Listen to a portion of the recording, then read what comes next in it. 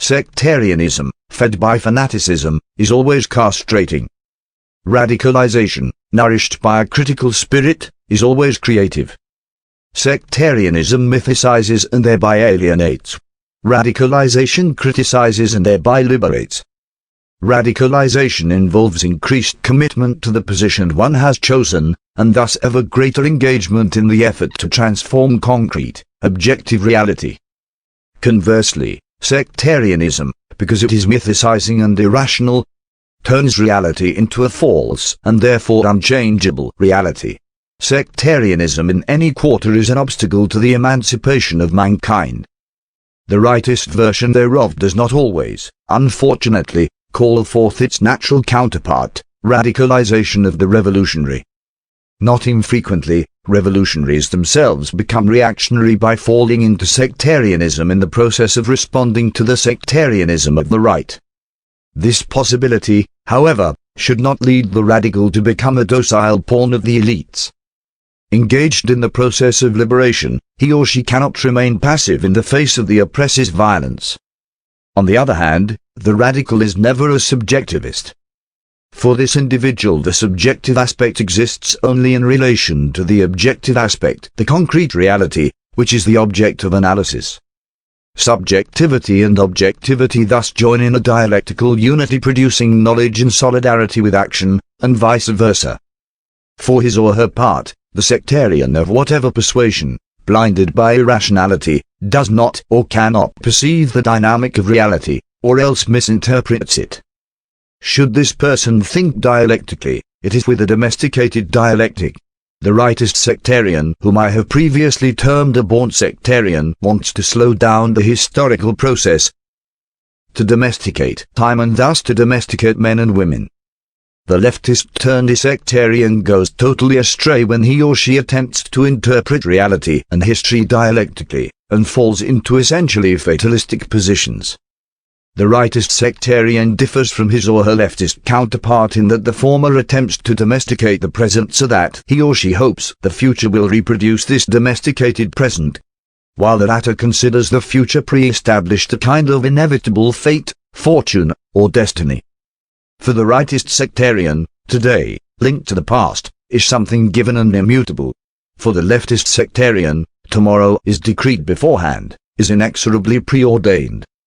This rightist and this leftist are both reactionary because, starting from their respectively false views of history, both develop forms of action that negate freedom. The fact that one person imagines a well-behaved present and the other a predetermined future does not mean that they therefore fold their arms and become spectators, the former expecting that the present will continue, the latter waiting for the already known future to come to pass. On the contrary, closing themselves into circles of certainty from which they cannot escape, these individuals make their own truth.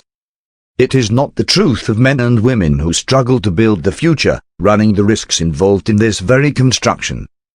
Nor is it the truth of men and women who fight side by side and learn together how to build this future, which is not something given to be received by people, but is rather something to be created by them. Both types of sectarian, treating history in an equally proprietary fashion, end up without the people, which is another way of being against them. Whereas the rightist sectarian, closing himself in his truth, does no more than fulfill a natural role, the leftist who becomes sectarian and rigid negates his or her very nature. Each, however, as he revolves about his truth, feels threatened if the truth is questioned. Thus, each considers anything that is not his truth a lie. As the journalist Marcio Moreira Alves once told me, they both suffer from an absence of doubt. The radical, committed to human liberation, does not become the prisoner of a circle of certainty within which reality is also imprisoned. On the contrary, the more radical the person is, the more fully he or she enters into reality so that, knowing it better, he or she can better transform it. This individual is not afraid to confront, to listen, to see the world unveiled. This person is not afraid to meet the people or to enter into dialogue with them. This person does not consider himself or herself the proprietor of history or of all people, or the liberator of the oppressed. But he or she does commit himself or herself, within history, to fight at their side. The pedagogy of the oppressed, the introductory outlines of which are presented in the following pages, is a task for radicals. It cannot be carried out by sectarians. I will be satisfied if among the readers of this work there are those sufficiently critical to correct mistakes and misunderstandings, to deepen affirmations and to point out aspects I have not perceived. It is possible that some may question my right to discuss revolutionary cultural action, a subject of which I have no concrete experience.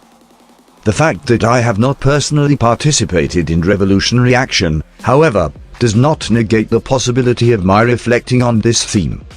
Furthermore, in my experience as an educator with the people, using ideological and problem-posing education, I have accumulated a comparative wealth of material that challenged me to run the risk of making the affirmations contained in this work. From these pages I hope at least the following will endure: my trust in the people, and my faith in men and women, and in the creation of a world in which it will be easier to love.